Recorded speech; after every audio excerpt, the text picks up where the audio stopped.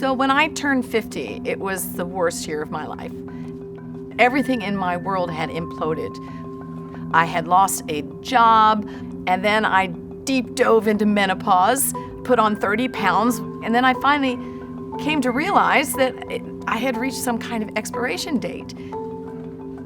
I finally understood what my mother had said for many years, that she felt like she was becoming invisible.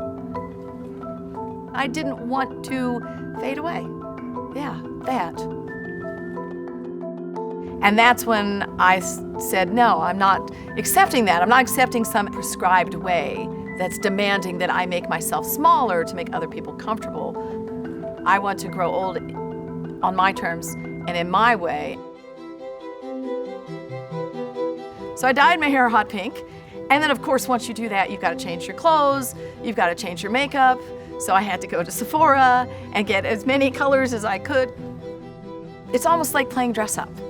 And I don't think you're ever too old to play dress up or to have fun. A map without lines won't get you anywhere. All the shifts in the train, all the lines on my face, those are just evidence of my experiences and of my becoming who I am.